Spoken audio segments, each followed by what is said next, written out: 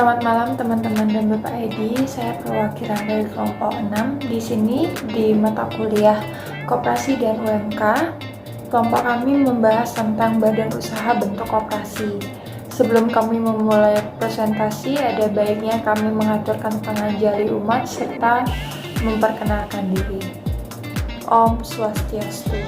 Perkenalkan, nama saya Niputu Erika Yanti, absen 28. Om Swastiastu, perkenalkan nama saya Ninyaman Sanianingrat, absen 26. Om Swastiastu. Perkenalkan nama saya Niputu Yulia Prastistasari, nomor absen 35. Om Swastiastu, perkenalkan nama saya Putu Tuti Firmayanti, nomor absen 42.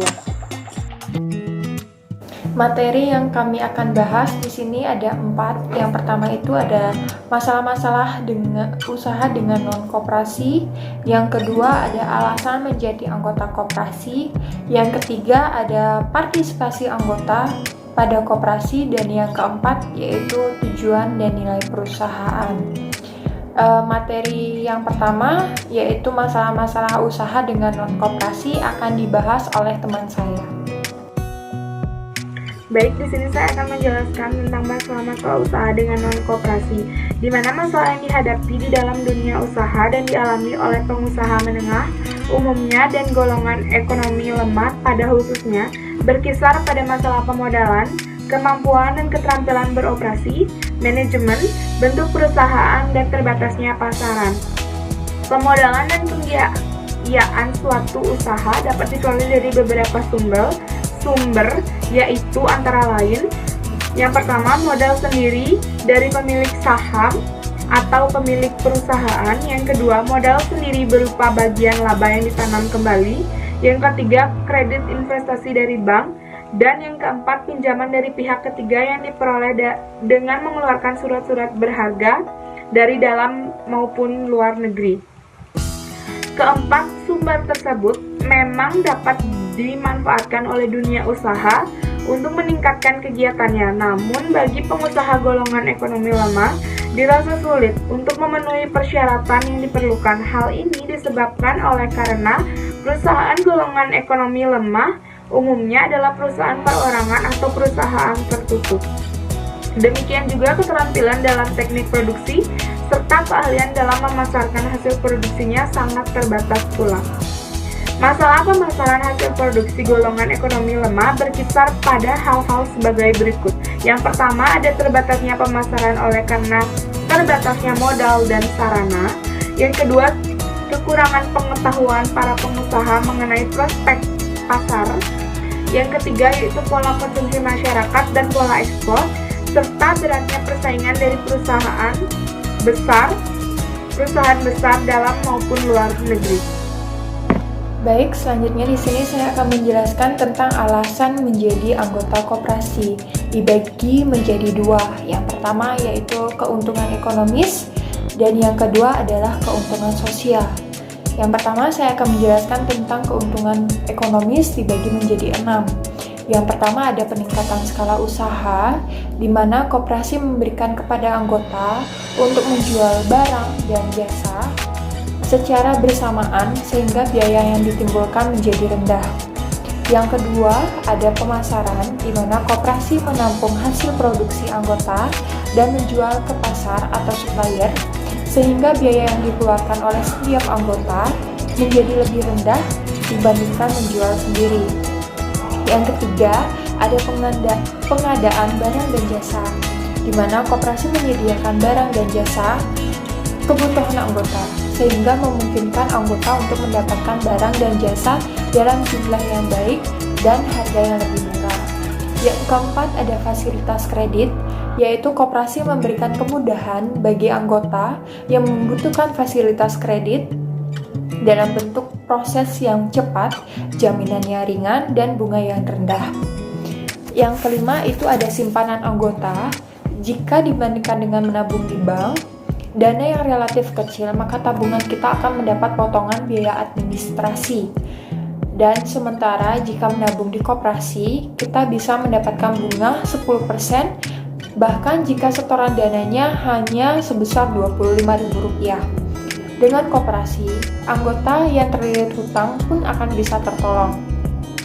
Contoh, jika anggota yang dalam suatu koperasi banyaknya kurang lebih dari 1.000 orang, maka dana yang terkumpul di koperasi pun akan banyak bisa digunakan untuk mengembangkan usaha lain atau atau memutar uangnya kembali. Yang keenam, ada pembagian hasil usaha. Sebagai anggota, pembagian SHU atau sisa hasil usaha dihitung berdasarkan transaksi dan partisipasi modal yang telah kita lakukan terhadap koperasi. Contoh mulai dari banyaknya anggota melakukan peminjaman uang maupun dihitung dari simpanan tabungan anggota di koperasi. Yang kedua, di sini saya akan menjelaskan keuntungan sosial. Dibagi menjadi 3. Yang pertama itu ada keuntungan berkelompok, di mana gerakan koperasi memiliki potensi untuk mempengaruhi kebijakan ekonomis yang dikeluarkan oleh pengembalian keputusan. Yang kedua, pendidikan dan pelatihan. Dalam koperasi, produksi khususnya dapat memberikan pendidikan dan pelatihan keterampilan anggota sehingga dapat meningkatkan pengetahuan berbisnis anggota. Yang ketiga, ada program sosial lainnya. Agar terpupuk rasa kesetiakawanan antara anggota, maka koperasi dapat menyelenggarakan keinginan asuransi, jaga kesehatan, tunjangan hari tua, dan hal-hal lainnya. Jika koperasi sudah maju, namun manfaat koperasi tidak secara instan dapat diperoleh, tetapi harus diperjuangkan oleh setiap anggotanya. Selanjutnya di sini saya akan mempresentasikan mengenai partisipasi anggota pada koperasi. Dasar pemanfaatan hasil-hasil dan pelayanan koperasi yang adil dapat juga dilihat sebagai suatu tatanan di dalam penanaman partisipasi yang baik dari anggota sesuai kebutuhan yang dirasakan. Sehubungan dengan pengertian bahwa suatu koperasi merupakan suatu organisasi yang partisipatori, tempat kekuasaan tertinggi ada pada suara dalam rapat anggota. Dan seiring dengan pemekaran manajemen terbuka yang diambil berdasarkan kebutuhan yang dirasakan oleh para anggota. Dipandang dari kenyataan bahwa untuk mempertahankan diri, pengembangan dan pertumbuhan suatu koperasi tergantung pada kualitas dan partisipasi anggota-anggotanya. Oleh karena itu, para anggota harus memiliki pemahaman yang jelas mengenai visi dari organisasi, misi, tujuan umum, sasaran, kemampuan untuk menguji kenyataan dalam memecahkan permasalahan, dan perubahan lingkungan. Partisipasi dalam koperasi ditunjukkan pula untuk menempatkan para anggota menjadi subjek dari pengembangan koperasi. Anggota subjek dari pengembangan koperasi, anggota harus terlibat di dalam di dalam setiap tindakan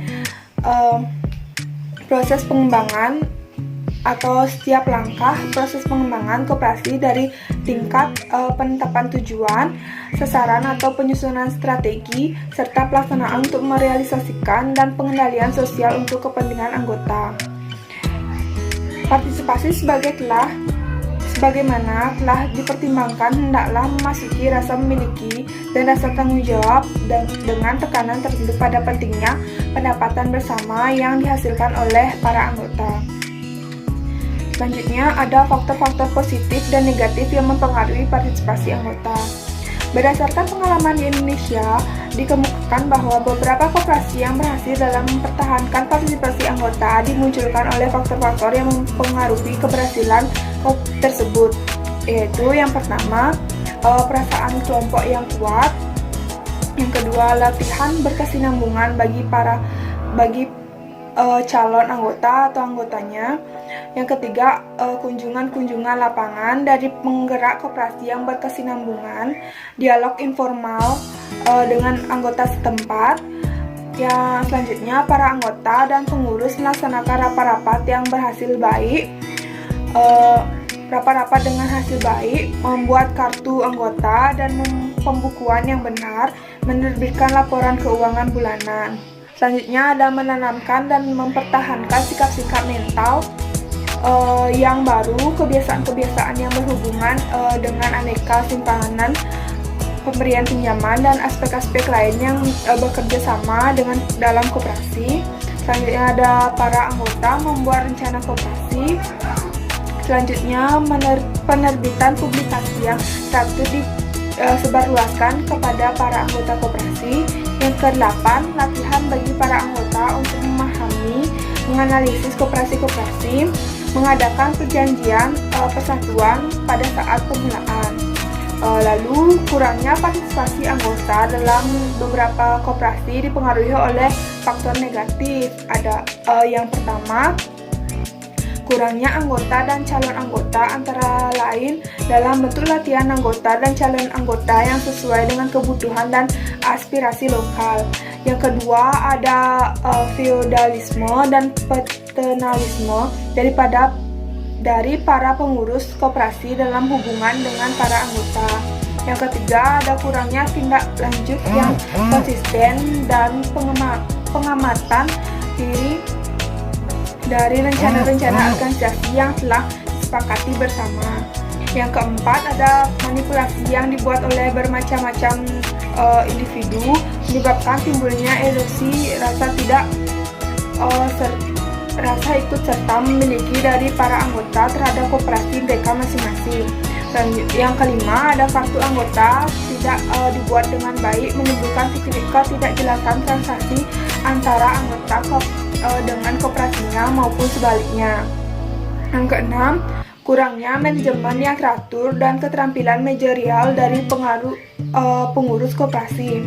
Yang ketujuh, kurangnya rencana pengembangan profesional untuk mengimbangi perkembangan dinamika kebutuhan para anggota.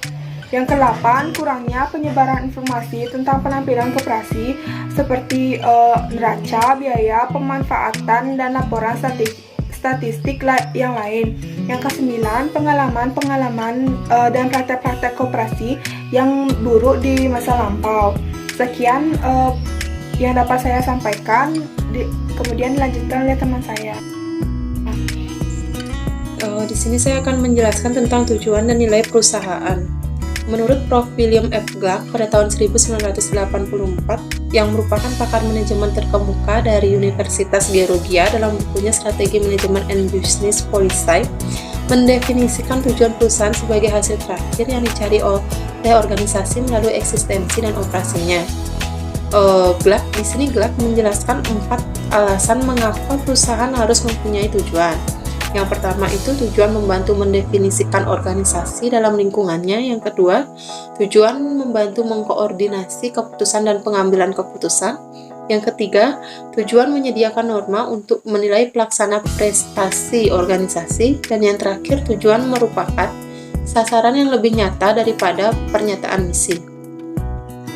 Dalam merumuskan tujuan perusahaan, perlu diperhatikan keseimbangan kepentingan dari berbagai pihak yang terlibat dalam perusahaan. Nah, dalam banyak kasus perusahaan bisnis, tujuan umumnya didapat dikelompokkan menjadi 3, yaitu yang pertama, memaksimumkan keuntungan, yang kedua, memaksimumkan nilai perusahaan, yang ketiga, memaksimumkan biaya. Tujuan koperasi sebagai perusahaan atau badan usaha tidaklah semata-mata hanya pada orientasi laba, melainkan juga pada orientasi manfaat.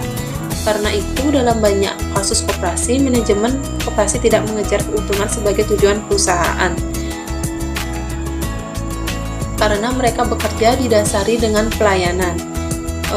Tujuan ini dijabarkan dalam berbagai aspek program oleh manajemen koperasi pada setiap rapat anggota tahunan. Om Santi Santi Santi.